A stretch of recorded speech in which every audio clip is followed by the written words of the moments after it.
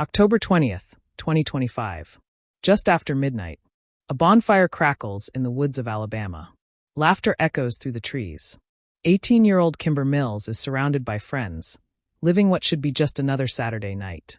Then, in seconds, everything shatters. Gunshots rip through the air. People hit the ground. And Kimber, a high school senior with dreams of saving lives as a nurse, becomes the victim in a senseless act of violence that will end with her actually saving lives in the most heartbreaking way imaginable. Before we dive into this story, if you're new here, welcome to One Crime at a Time. Hit that like button, smash subscribe, and click the bell icon so you never miss a case. Now, let's get into what happened that night in Pinson, Alabama. Let me tell you about Kimber Mills. She wasn't just another teenager. This was a young woman who radiated kindness. Her family, her friends, everyone who knew her said the same thing. Kimber was the person who showed up. If you needed help, she was there. No hesitation. No questions asked. Just pure, genuine care for other people. At Cleveland High School, she was a cheerleader. She ran track. Picture this. Pink was her favorite color, and she wore it proudly. She had this energy about her, you know? The kind that lights up a room. The kind that makes people feel seen and valued. And she had plans. Big plans. Kimber had her sights set on the University of Alabama. She wanted to become a nurse. She wanted to spend her life helping people, healing people, making a difference. Think about that for a second.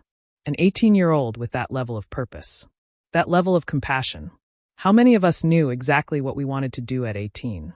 How many of us were already thinking about how we could serve others? Kimber was special. Her brother Michael would later say she never hesitated to help someone else. That was just who she was. So on October 19th, 2025, a Saturday night, Kimber did what a lot of teenagers do. She went to a party. Nothing unusual about that, right?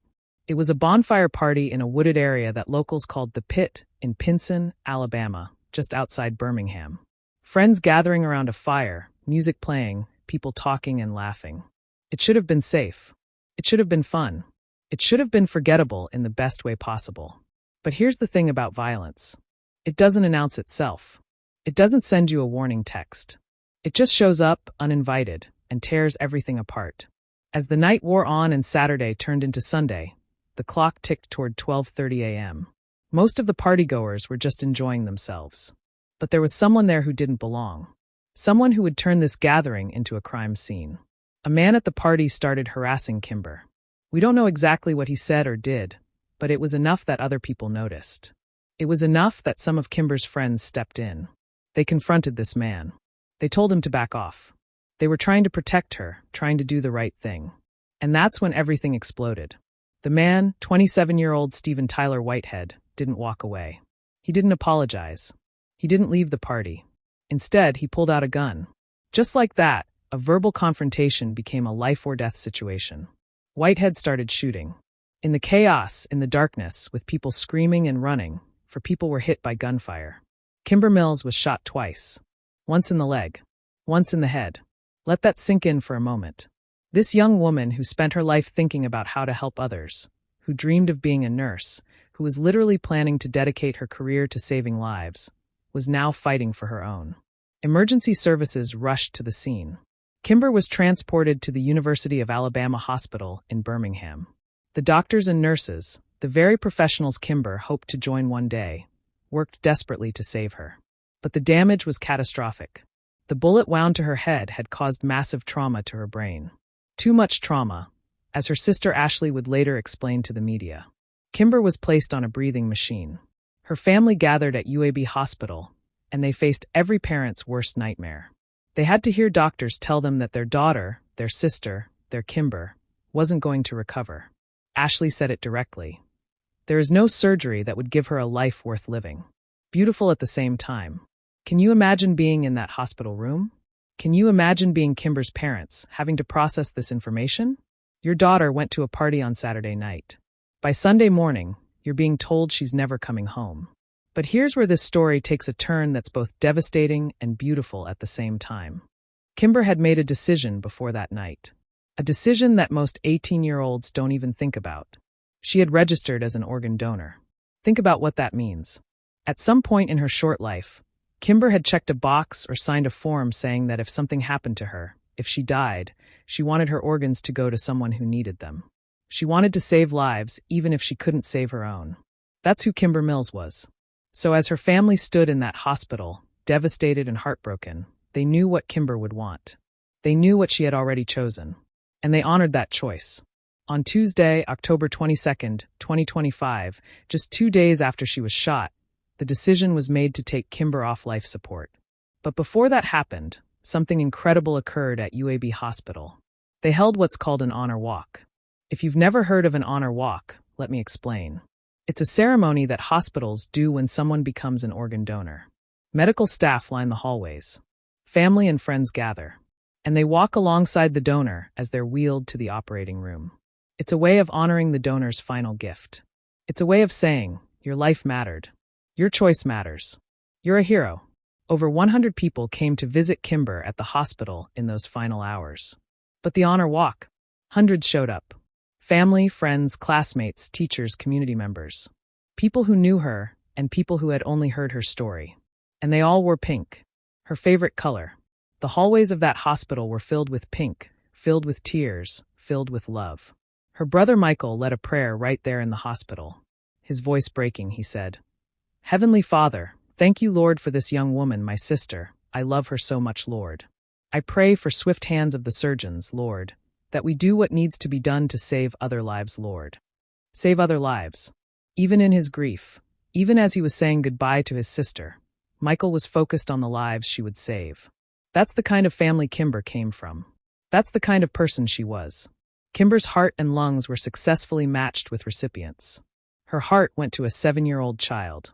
A 7-year-old who was probably running out of time, whose parents were probably praying for a miracle. And Kimber became that miracle. According to Legacy of Hope, the organization that coordinates organ donations, one donor can save up to 8 lives through organ donation and heal dozens more through tissue and cornea donations. Kimber Mills, at 18 years old, accomplished in death what she had dreamed of doing in life. She saved lives. She healed people. She made a difference. But let's not lose sight of something important here. This beautiful ending, this silver lining, doesn't erase the tragedy. It doesn't make what happened okay. Kimber should be alive. She should be starting her freshman year at the University of Alabama right now. She should be studying for her nursing exams, going to football games, making memories with friends, living her life. Instead, her family is planning a funeral. Instead, there's an empty seat at the dinner table. Instead, there are dreams that will never be fulfilled, at least not by Kimber herself. And what about Stephen Tyler Whitehead, the man who pulled the trigger? He was arrested and is being held without bond at Jefferson County Jail. He was initially charged with 3 counts of attempted murder for the other victims who were shot that night. But after Kimber died on Tuesday, they added a murder charge. He's facing the consequences of his actions, sitting in a cell while the community mourns. But here's what I keep thinking about. What was going through his mind when he pulled out that gun? What level of anger, what level of disregard for human life, leads someone to start shooting into a crowd of people? He wasn't defending himself. He was upset about being confronted for harassing someone. His ego, his pride, his inability to control his emotions cost Kimber Mills her life and shattered countless others. The GoFundMe set up for Kimber's family shows just how much she was loved, how much her loss has affected her community. People are contributing what they can to help with funeral expenses and to support the Mills family during this impossible time. So let me ask you something, and I really want you to think about this. What makes someone decide to register as an organ donor at 18? Most teenagers think they're invincible. Death isn't even on their radar. But Kimber made that choice.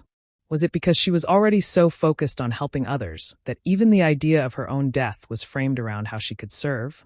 Or did she just check a box at the DMV without thinking much about it, never imagining it would actually matter? And here's another question.